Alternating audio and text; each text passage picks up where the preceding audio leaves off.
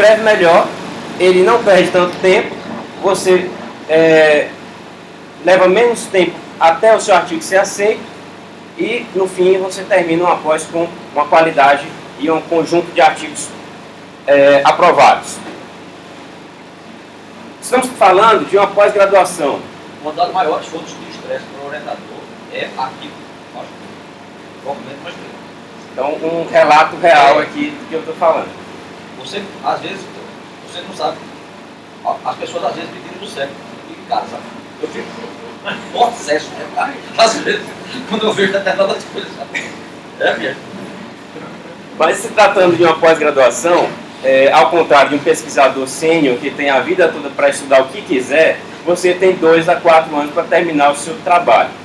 E é normalmente um percurso muito estressante, porque você tem que produzir. E para quem não sabe ainda, o SIM está obrigando agora a você ter um mínimo de produção. Então, mesmo que você não goste, você vai ter que escrever e vai ter que publicar.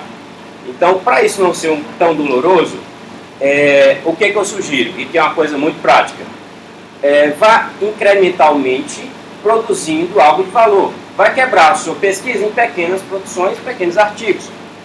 E no final, você vai juntar tudo e vai gerar a sua tese, a sua dissertação. Simples. Mas isso não seria que chamamos de salame slicing, que você quebrar? Não, desde que você quebre de uma forma que faça sentido e que você vá incrementalmente adicionando valor, tá? Sem fazer uma cópia, e vou falar melhor sobre isso logo mais. Vamos à nossa agenda da palestra de hoje. Eu dividi essa palestra em 3 partes. Vamos de uma mais geral para o mais específico. Vou iniciar com as 6 regras de Simon. Vou falar já quem é esse cara. Depois vou apresentar uma sopa de dicas que eu filtrei de uma série de pesquisas que eu fiz sobre o assunto, e finalizando com um processo de proofreading. Quem é Simon?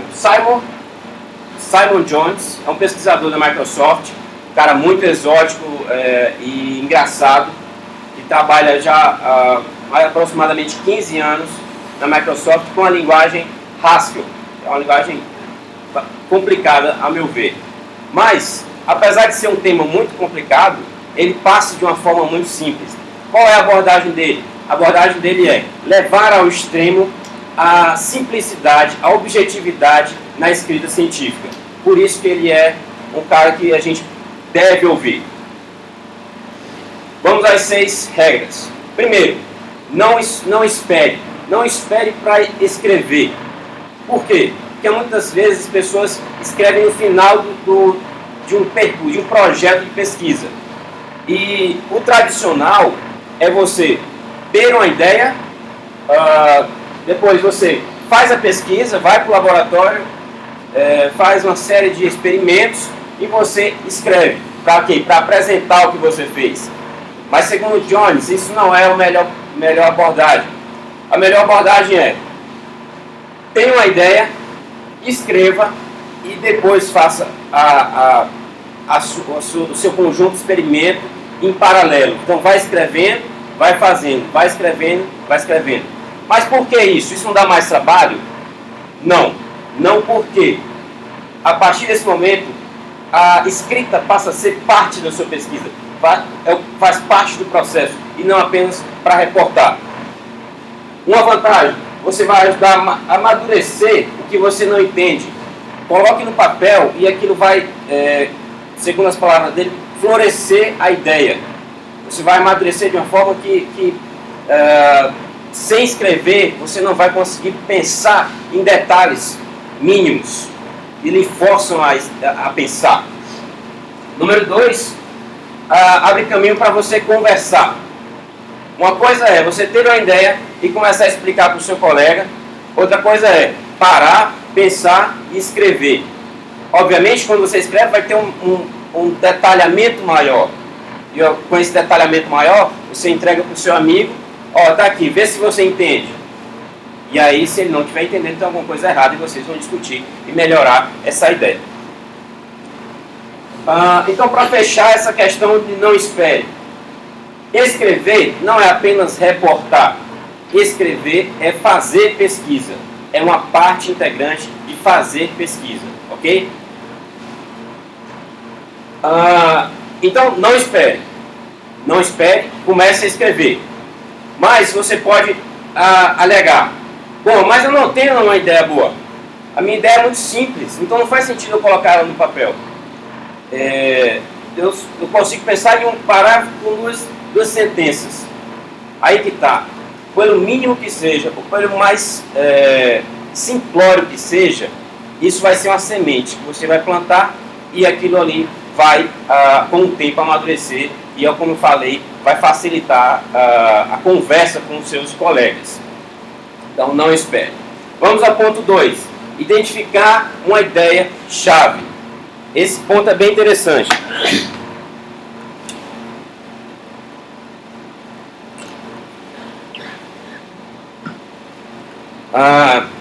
Pesquisadores iniciantes têm uma dificuldade de foco, o que é algo natural, já que tem uma série de inseguranças do que é o que não é de valor.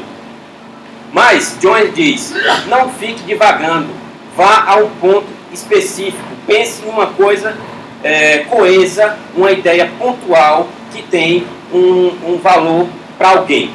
Essa é a questão. Então identifique a sua ideia-chave. E como é que tem que ser? Ela tem que ser usável e reusável por alguém. Por quê? Quando vou ler um artigo, eu não vou ler porque ele é bonito ou tem um conjunto de gráficos bonitos. Não, porque eu quero me beneficiar daquela leitura para minha pesquisa, ou para aproveitar para fazer algo semelhante, por aí vai. Se não tiver nada que eu perceba, pelo menos no abstract, que tem algo que me interessa e seja relacionado à minha pesquisa, eu não vou ler. Então, pense sempre na colaboração que você vai passar para alguém, certo? Desse momento você vai ter mais leitores para os seus trabalhos. E como é que você tem que passar essa ideia? Primeiro identifique essa ideia matadora e depois faça um trabalho nela de forma que deixe ela coesa e bem pontual e dê motivos para que o leitor coloque, infiltre aquilo na cabeça. Então a ideia tem que ser que nem um vírus. Você tem que dar argumentos muito fortes para aquela ideia fixar na cabeça do leitor. Então procure fazer isso. Essa parte não é tão fácil, mas você com o tempo, com a experiência, você vai conseguindo fazer. Mas se eu tiver várias ideias, ótimo, melhor dos mundos, faça muitos artigos. Isso não é errado? Não, desde que não tenha um nível de cópia entre os artigos. Mas o meu artigo vai ficar com 4 páginas. Não, então você vai amadurecer, detalhar mais aquela ideia pontual em cada artigo. E no final, vou ter 10 artigos, ótimo, junte isso e faça sua dissertação. Você tem que ser claro qual é a sua ideia. Você tem que deixar 100% de certeza que o leitor não é um detetive para investigar o seu artigo, identificar o que você está propondo. Deixe explícito, não é apenas detalhar seu trabalho, não. É colocar algo desse tipo. The main idea of this paper is. Diga, esse é o ponto. Essa é a seção onde eu vou apresentar o que eu tenho a propor. Deixe explícito. Ponto 3. Conte uma história. Para você explicar algo, a melhor maneira é você ter um início, meio e fim. Contextualização, problema e solução. Sempre. Se você não tiver esses pontos, porventura o leitor não vai te entender. Então conte uma ideia do começo ao fim. Mas como é que você vai explicar um problema de pesquisa? Que normalmente são coisas complexas. Nós lidamos com trabalhos complexos. Pense na sua pesquisa, cada um de vocês. Por onde começar? Imagine que você vai explicar para alguém. Você vem até aqui, obviamente, daqui a pouco todos nós vamos estar apresentando nossas pesquisas aqui. E qual a melhor maneira? É pegar um pincel e começar a rabiscar em um quadro branco. Essa é a melhor maneira. Então, imagine um quadro branco, tá? Então vou mostrar aqui um exemplo de como seria apresentar uma ideia. Então, vamos dar um exemplo. Claro, vou dar um exemplo da minha pesquisa. Meus alunos já estão extremamente cansados de ver esse desenho de um celular e uma nuvem, mas é sempre assim mesmo. Então imagine um celular, imagine a era da área onde se estudavam os dispositivos móveis e que sempre teve uma limitação de desempenho, limitação de bateria. E anos depois apareceu o que chamamos de computação na nuvem, que todo mundo sabe que é um conjunto de recursos limitado, autogerenciável, elástico, etc. Bom, aqui está um cara muito fraco, aqui está um cara muito forte. Vamos juntar esses dois. A partir que você juntou os dois, se tornou Mobile Cloud Computing, uma nova área de pesquisa que bombou a partir de 2010. Bom, mas vamos a um problema específico. O problema específico é, eu tenho algo a executar no lado do dispositivo móvel que ele não aguenta, é muito grande. Então, o que a gente faz? Vamos quebrar esse objeto para ser executado paralelamente em um conjunto de servidores. Então, vamos quebrar esse objeto em 4 partes. Tá, mas eu tenho 6 servidores. Não era melhor quebrar em 6? Era. Mas, aí que está. Os trabalhos hoje, as formas mais práticas de quebrar esse objeto só quebra em 4, por exemplo. A minha proposta é quebrar em 6. E isso é que eu vou desenvolver e ninguém fez isso até agora. Vou passar. Então, qual é mais especificamente, mais formalmente, as etapas de você apresentar a sua ideia? Então, comece com o problema. Isso já na narrativa. Comece com o problema. Ele é bem radical. O Jones diz, não tenha background. Se o cara quiser aprender sobre a área, vai estudar em outro artigo. O meu já é direto ao ponto. Então, eu proponho que não seja tão radical, mas não demorem aí direto ao ponto. Então, diga qual é o problema. Você diz que ele não foi resolvido ainda, mas claro, não diga apenas que ele não foi resolvido. Dê indícios que ele realmente não foi resolvido. Número 3, a ideia. Pronto, já está na ideia. Já apresenta a ideia, descrevendo ela, de preferência com exemplos. Número 4, a minha ideia funciona. Como é que eu vou provar que a minha ideia funciona? Com avaliação de desempenho, por exemplo. Passa. E aqui você compara com outros, ou com experimentos, mas aqui está mais no sentido de apresentar quais são os trabalhos relacionados, para comparar com eles, e a conclusão não tem, porque a conclusão ele não tem nenhuma sugestão para a conclusão nesse caso. Mas, em relação à estrutura de um artigo científico, o que vem a constar na estrutura? Vamos passar aqui. O que é mais importante?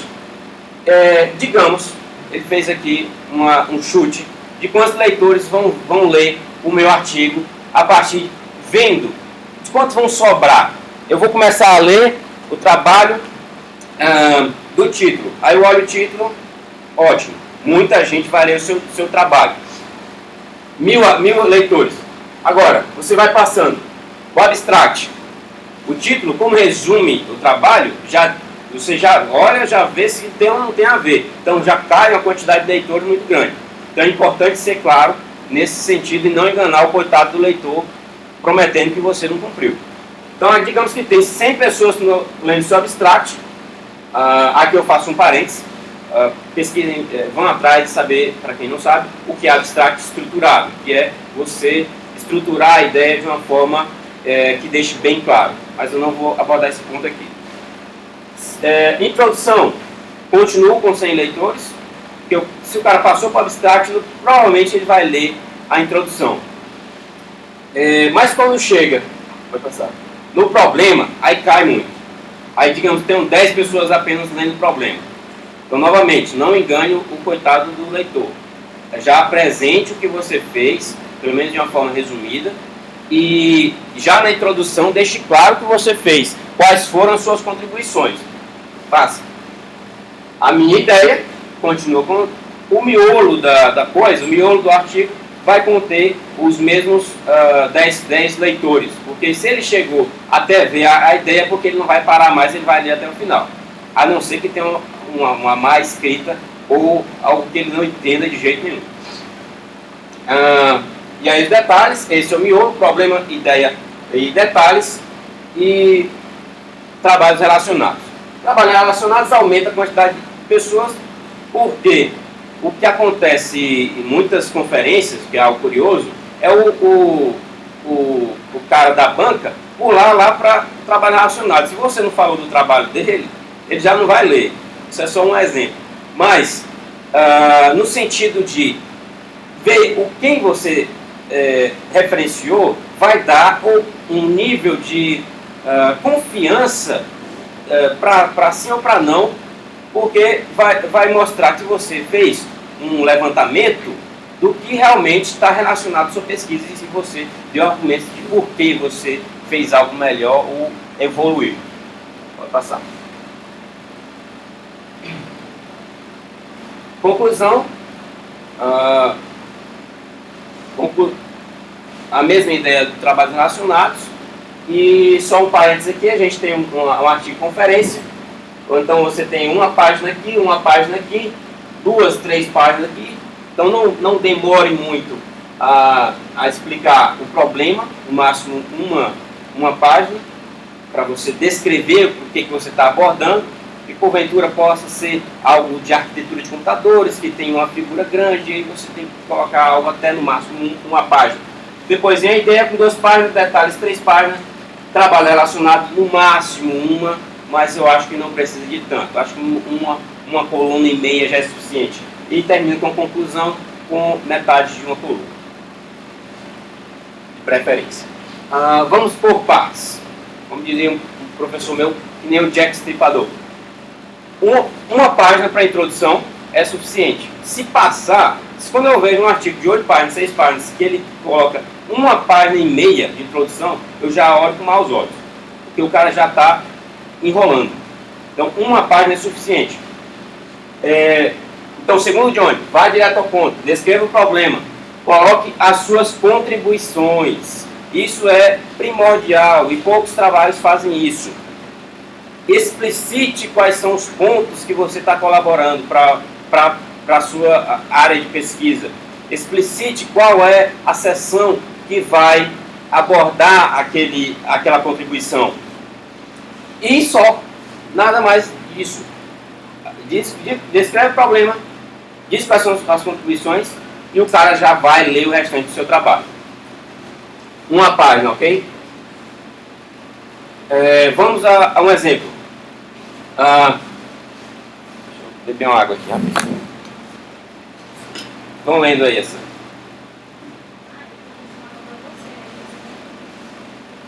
É minha. Computer programs often have bugs. It's very important to eliminate these bugs. Many researchers have tried. It really is very important. Você vai se empolgar em ler o artigo que tem uma introdução como essa? O cara não disse nada. Então você já olha com desconfiança. Se não te deu indícios que o cara fez algo interessante. Então vamos a outro exemplo. Consider this program which has an interesting bug. Aí você descreve. Então você vai mostrar que você está sabendo o que você está fazendo, descrevendo o que você vai apresentar. We will show an automatic technique for identifying and removing such bugs. Você prometeu que você vai fazer. Agora, se você não fizer, aí é outra história. Mas você descreveu o problema, mostrou que você tem propriedade para estar escrevendo aquilo ali e prometeu algo. O cara vai ficar curioso para saber o que você escreveu e vai atrás de ler o seu artigo, certo? Então é nesse sentido. Vou passar. Quando você vai listar suas contribuições na introdução, como é que você tem que fazer? Liste a sua contribuição, porque isso vai guiar a leitura do leitor. Cada contribuição, de preferência, algo que eu comecei há pouco tempo a fazer, vai ligar a uma determinada seção. Então, digamos que o miolo do meu artigo tem três páginas. Então, cada contribuição vai estar ligada a uma página dessa. E vamos dar um exemplo aqui. We give the syntax and semantics of a language that supports concurrent processes. Section 3. Então, o cara não vai perder tempo. Se você tem 3 contribuições, só uma delas interessa para ele, ele já sabe onde está. E ele já lê a introdução, já sabe o que você está fazendo mais ou menos e pula para aquela seção. E você não vai enganar o leitor. Certo? E ele não vai perder tempo. O leitor não gosta de perder tempo. Se perder tempo, ele não vai ler o seu artigo.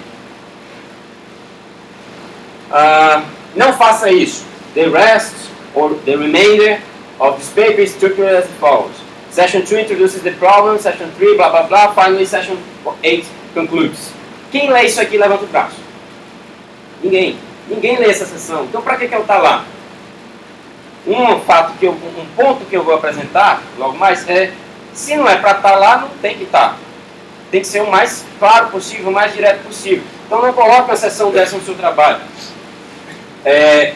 Lembre-se, o que tiver no decorrer do texto da introdução vai guiar a leitura do leitor. Então coloque lá em parênteses. This is discussed in section tal. Pronto. E aí ele vai sendo orientado para a leitura dessa maneira. 5. Trabalhos relacionados. Essa aqui é uma ideia bem simples, mas que para mim, para meu ver, faz bastante diferença. Que é o quê?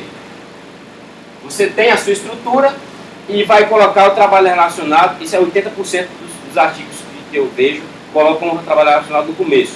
Isso não é bom, segundo Jones. Por quê?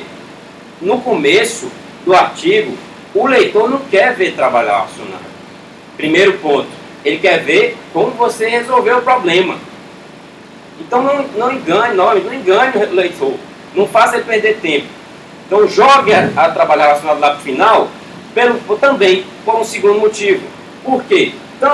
Estando no final, não corre o risco de ter alguma informação que o leitor não entenda. Então ele tem todo um aparato de informação que ele coletou durante a leitura e no final ele vai ver a sua comparação com outros trabalhos, que é outro parênteses que a gente tem que frisar sempre. Trabalhos relacionados não é uma sessão de apenas listar quem fez algo parecido com você. Você tem que argumentar, contextualizar, comparar, dizendo prós e contras de cada um dos trabalhos. O que acontece na maioria dos trabalhos? Esse trabalho aqui fez algo semelhante ao meu, mas ele é muito ruim. Não faça isso. Coloque de uma maneira que não seja tão mal educado e antiético. Diga quais os pontos, elegantemente, que ele não abordou, e você aborda, e como você melhorou aquilo. Mas eu só coloco o trabalho dessa forma? Não. Se um trabalho fez algo semelhante a você, e você não fez algo semelhante, mas o trabalho do cara é muito bom, coloque como trabalho relacionado. E diga, olha, esse cara é bom, esse cara fez isso, o cara é bom. Elogie também. Porque vão ver com bons olhos também a sua escrita se você fizer isso. Número 6. Ouça os seus leitores. Muita gente, inclusive eu, quando comecei o mestrado, quando eu apresentava uma ideia e o cara via com 50 contra-argumentos, eu já não gostava. Então, ouça. Mesmo qualquer coisa, qualquer opinião que o leitor vá dar sobre o seu trabalho, ouça com bons olhos e agradeça por isso, porque nem todo mundo vai parar para lhe ajudar na escrita, certo? Então, ouça os leitores e de qualquer nível, tá?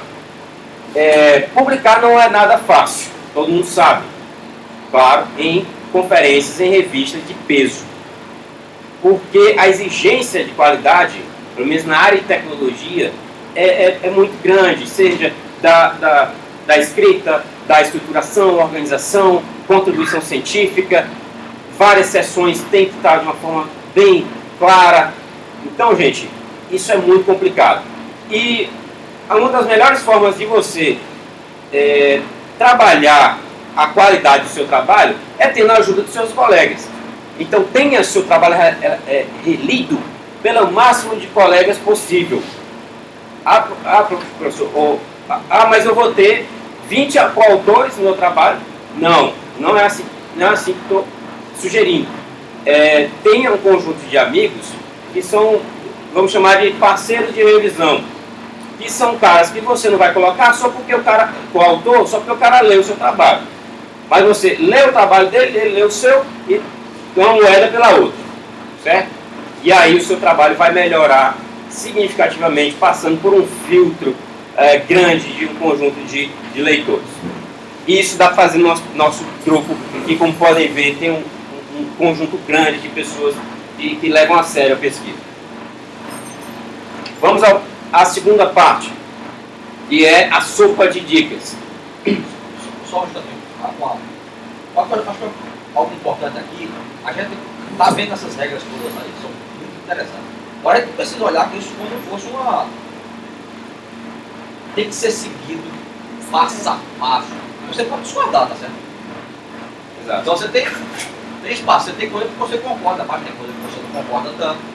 Então, eu tenho que me ajustar a isso. Então, até porque alguns dos pontos que ele apresenta são bem radicais. tem coisa que você não concorda.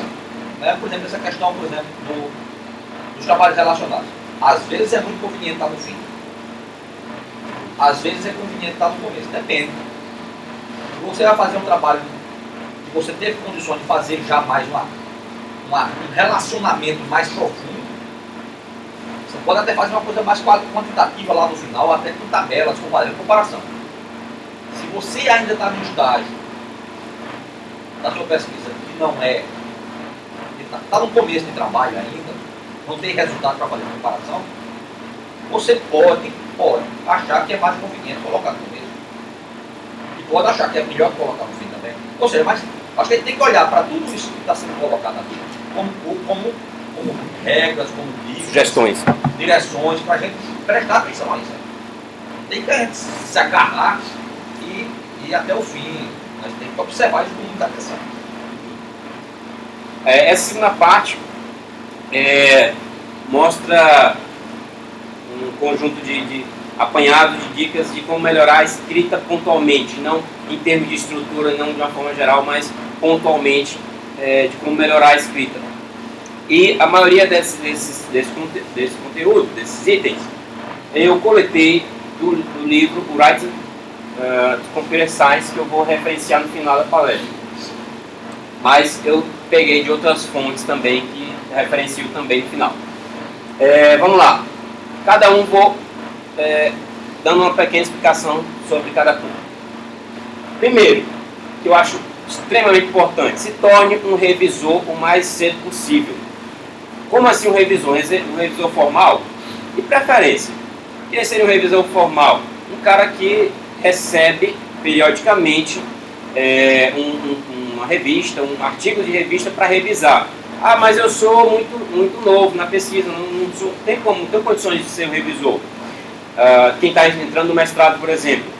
Então eu sugiro que fale com o seu orientador provavelmente é revisor de alguma revista, e peça as revisões que ele faz, ou que ele passa as revisões para os alunos de doutorado fazerem. Então, faça a revisão junto com um doutorando e veja que pontos ele corrige, que pontos ele avalia, e vá aprendendo a ser um melhor revisor. Mas isso se tratando de formalmente revisor. Você pode se tornar um revisor, revisando o seu próprio trabalho, obviamente. Número 2. Toda sentença tem que ser necessária. Se você não pode enrolar o leitor, vá direto ao ponto. Era uma coisa que eu cometia muito erros e ainda hoje cometo, mas em menor quantidade. É colocar palavras que ligam sentenças. Então, palavras, however, therefore, são palavras bonitas, você pode colocar no seu texto. Mas muitas vezes não faz sentido estar aquela palavra lá. Quando conecta, beleza. O problema é que muitas vezes não conecta. Você coloca só para ficar bonito. Aí está o problema. Então, se se pergunte, se eu tirar essa parte, vai ficar do mesmo jeito? Vai, então tira. Nem pense duas vezes. Porque se você não tirar, vai deixar para o seu orientador tirar e aí vai dar mais trabalho para ele. Passa. Uma ideia por sentença. Então, para não deixar espaço para ambiguidade ou para interpretação, não deixe o seu leitor interpretar o que você quis dizer, não. Vá direto ao ponto e coloque uma ideia apenas para cada período. Então, uma frase, deixe ela curta ali e vá direto ao ponto. O que você quer dizer, diga. O que o leitor aprendeu até agora? Então, você faça um teste. Vá lendo o seu trabalho até metade. Chegou na metade, para. Aí você foca em um parágrafo e vê se o que você está lendo naquele parágrafo, o que você leu antes, é suficiente para entender. E você pode ficar meio habitolado porque você está trabalhando naquele artigo há muitos dias. Então peça para um colega fazer esse exercício, para não deixar nenhum parágrafo com informações que não foram dadas anteriormente. Isso é muito comum de acontecer, porque você vai desenvolvendo, vai escrevendo e, porventura, você deixa alguma coisa faltar, porque está tudo dentro da sua cabeça e você acaba não colocando na escrita. Então veja se você está tendo essa completude. Um clássico, evite voz passiva, que muitas vezes não é muito fácil, porque tem a outra regra que da primeira pessoa, né? Não é bacana você colocar we did, we perform this experiment, blá blá blá, usar o pronome we. Não é bom, mas isso dá o contrário, né? Dá a voz ativa. Mas a regra é: use o pronome we para evitar a voz passiva. Então, muitos podem pensar, eu nunca vou usar o we. Você vai ter que usar. Você fez alguma coisa, mesmo que você eu peguei o computador e fiz, coloquei aqui. Quem fez? Eu. Você vai ter que usar a voz passiva no voz ativa nesse caso. Então, vou usar o we para esse caso.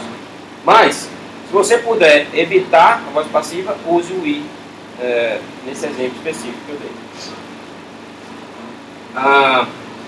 Se um parágrafo está longo, quebre.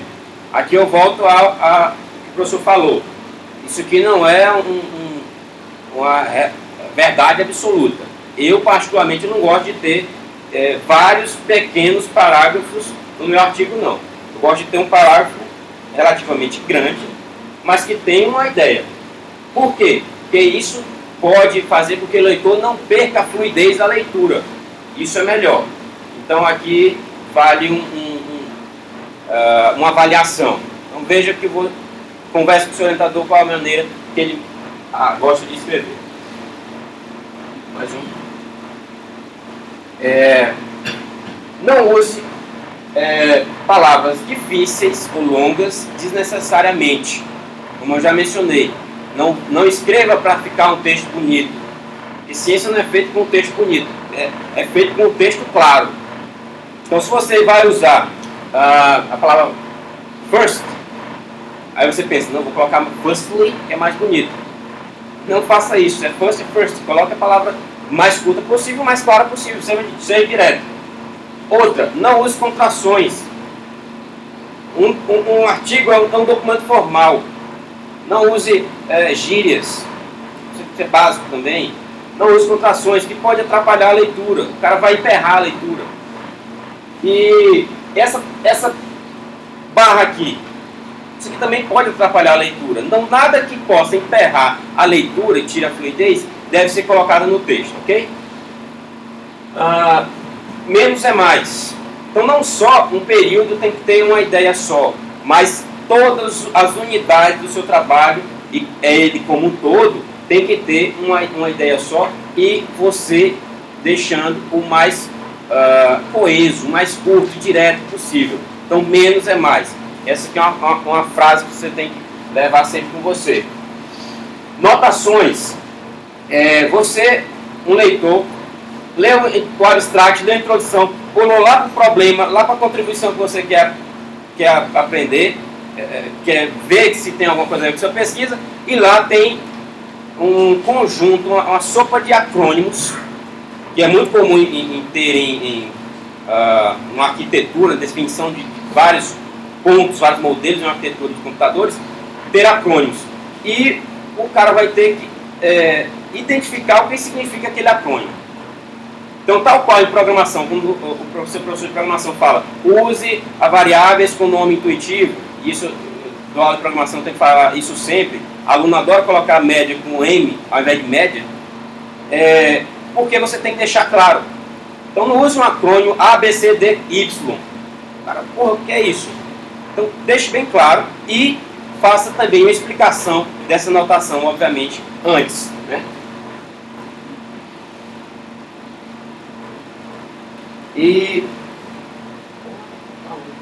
seja coerente. Se você colocou caixa alta no Cloud Computing, nas iniciais, durante todo o seu texto, permaneça escrevendo dessa forma. Vou ter que acelerar um pouco aqui. Diga quais são as suas limitações, da qual você listou o que você contribuiu, diga o que você não conseguiu fazer e diga o motivo que você não conseguiu fazer. Leia seu trabalho alto, você vai ajudar a identificar possíveis tropeços durante a leitura e você vai lá e corrige. Tome cuidado com erros ortográficos, uma palavra que está faltando uma letra, se o cara da banca de uma conferência pegar um erro desse, ele provavelmente, se ele for muito rigoroso, ele não vai ler o restante do seu trabalho, vai rejeitar de cara. Essa questão de você ler o seu trabalho alto é importante, certo? Para você ouvir a sonoridade. Ouvir a sonoridade para saber se o texto está legal, porque às vezes a forma que você escreve não deixa a sonoridade boa. Então você tem que ouvir a melodia mesmo do que você está escrevendo. Ouvir mesmo, ouvir. Será que está com a sonoridade bonita? Se não, você pode mudar uma palavra. Tem uma palavra aqui que não está dando uma sonoridade bonita. Legal. Então você trocar às vezes uma palavra com um sinônimo. Para dar Isso é importante. Isso é importante. A conclusão não é introdução, que é algo que acontece bastante em quem está começando. Você olha a conclusão e a introdução dele e vê que é a mesma coisa. Mas qual é a diferença básica? Uma dica muito bacana. Você, quando está escrevendo a conclusão, se perguntar o que dá para escrever agora que não dava para escrever na introdução. Por quê? Porque o cara já leu o trabalho todo, você supõe. Você já leu o trabalho todo, ele tem insumos para entender minúcias, a conclusão que você tem. Erros desse tipo aqui, confundindo onde usar o que, that, which, erros gramaticais também devem ser evitados e tem ferramentas aí para lhe ajudar nessa questão. Não use itálico, palavras em caixa alta, negrito, tudo que vai transformar o estilo do texto, na metade do texto, pode fazer o leitor tropeçar. Quantificadores, você coloca quantificador very, greatly, it's very important, isso não tem como quantificar, então evite esse tipo de palavras, tá? E por aí vai uma série de outras contribuições. Para finalizar essa parte, uma coisa que é muito fácil de identificar, na hora que você pega um artigo, você já pode... É um teste muito simples. Pega o artigo e vai logo direto para o gráfico. Você olha, se o gráfico estiver mal desenhado, com a definição ruim, aquilo ali já não passa uma boa confiança.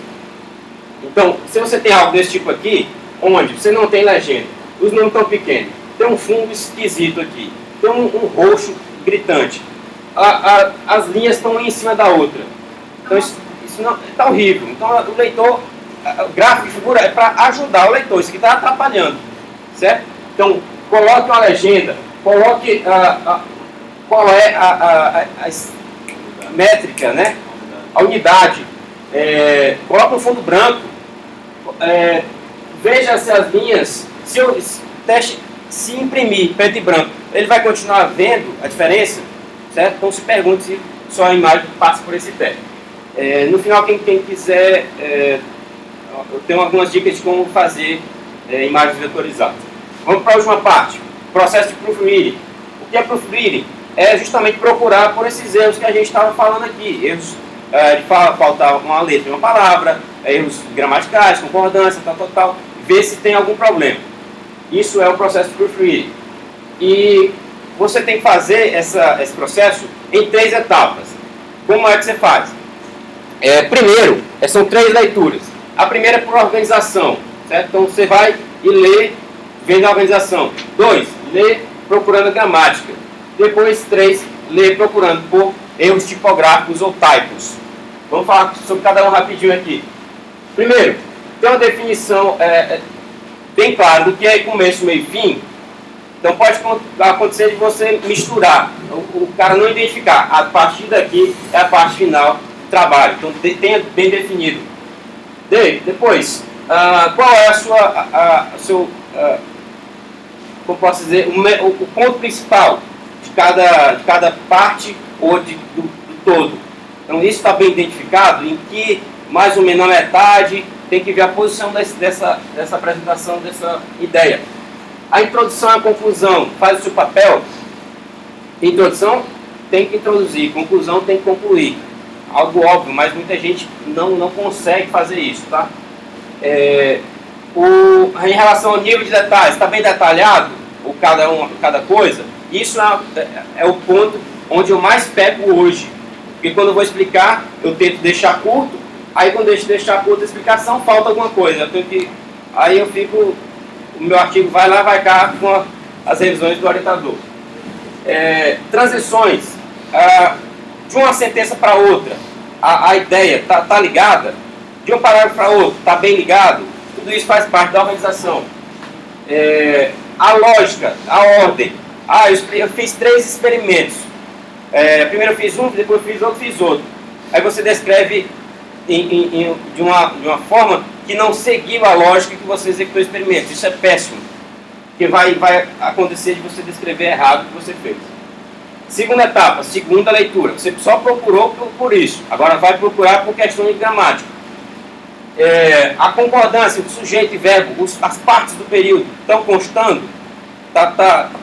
Isso está bem claro em cada frase. A concordância, número, pessoa, tudo, os verbos, tempos verbais, estude muito tempos verbais. Isso é muito importante, não pode ter esse tipo de erro. Voz passiva, plural, já esse caso aqui do plural dá para as ferramentas pegar com facilidade.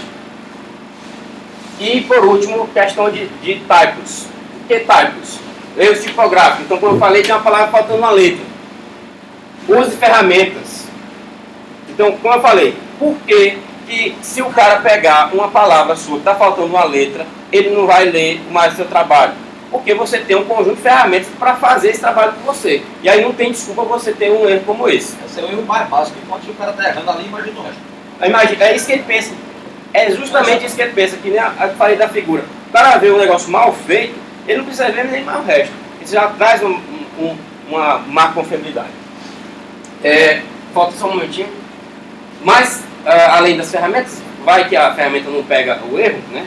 Dá um azar, tem uma técnicazinha. Você lê o seu artigo de baixo para cima, de trás para frente. Então comece no inverso, porque você não vai, o seu cérebro não vai ver a estrutura da frase, a estrutura da sentença, e sim as palavras individuais. Então na hora que você estiver vendo palavra por palavra, quando vem uma palavra que está errada, você vai identificar claramente. Então essa é uma dica interessante.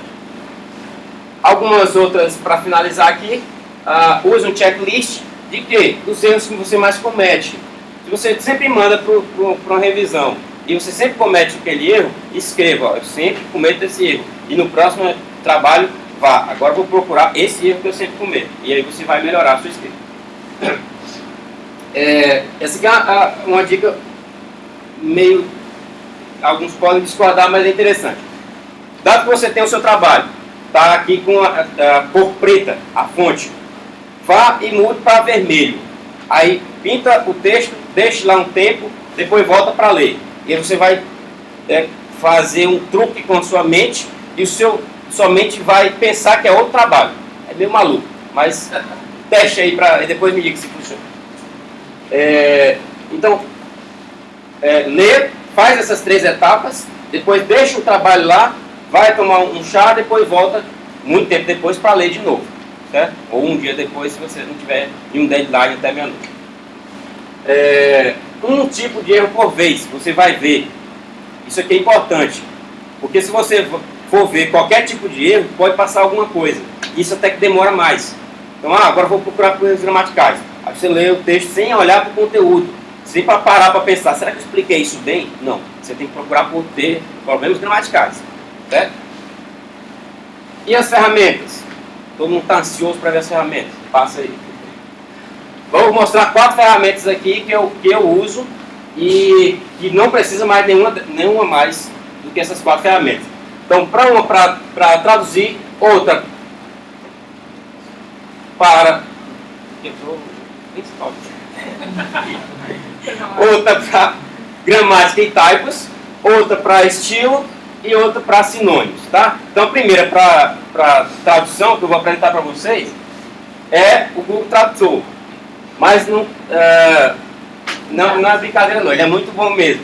Só que, imagine que tem esse exemplo aqui, com relação aí ele me dá uma tradução concerning, ótimo, a palavra adequada, posso usar ela. Mas veja, ele não tem mais nada. Então, concerning, aí ele dá aqui outros sinônimos em português, e você não sabe como é que usa, não tem um exemplo, e que você está iniciando a escrita de inglês, agora você não tem gabarito para escrever bem e usar bem. Então, a minha dica é essa ferramenta online, só um parênteses, todas são de graça, tá? Lingui. O Lingui você escreve uma expressão ou uma frase, não é um texto grande, tal qual o Google Tradutor faz. Você vai expressão ou palavra, em inglês ou português, ele identifica o idioma e lhe dá textos formais, revisados, de como uma tradução é usada no texto. Isso é incrível, gente. Então você vai escrever parecendo um nativo. Passa. Ginger. Ginger, essa aqui é a principal. Ginger você baixa um plugin, instala no seu Word, e aí você vai varrendo os erros de gramática e tipografia. Tá? Essa aqui é a melhor ferramenta. TextLint, erro de estilo. Por exemplo, ele vai identificar, é um site, você joga o seu texto, ele vai, por exemplo, dizer onde está os períodos mais longos. Ou se você usou a voz passiva, aí você não tem que procurar, ele já identifica para você e você vai corrigir pontualmente. Dicionário, é bem conhecido, Dictionary.com. Esse aqui é o melhor dicionário, use ele para ver sinônimos e usar no seu trabalho. Para concluir, não se estresse, vá aprendendo aos poucos, não precisa você aprender todos os erros possíveis, vá vendo, escrevendo, vá aprendendo aos poucos. Eu tenho que mandar para revisão meu trabalho, aí fica o seu critério, o seu bolso, que diz, mas eu sugiro que sim, porque você passa 6 meses para fazer um trabalho no projeto, e no final você é rejeitado porque você errou o inglês. Mas o que você explicou aqui não é suficiente, fica a seu critério avaliar se é ou não. E por último, mas não menos importante, ouça o seu orientador, porque ele é a pessoa que mais é adequada para lhe dar orientação sobre escrita, sobre o que você vai fazer e experimentar. E assim eu finalizo aqui. Essa barbinha e o óculos aí, teve alguma relação aí? Essa aqui é a minha referência, tá? O livro Writing for Computer Science. Isso aqui é uma bíblia. Se você não leu, vá atrás, compre, leia. Aqui eu tenho algumas apostilas. Por último aqui os 20 erros mais. Faça essa lista, imprima, bote debaixo do seu travesseiro. E agora sim, eu acho que acabou. Só não passa. Obrigado. Desculpe pela correria.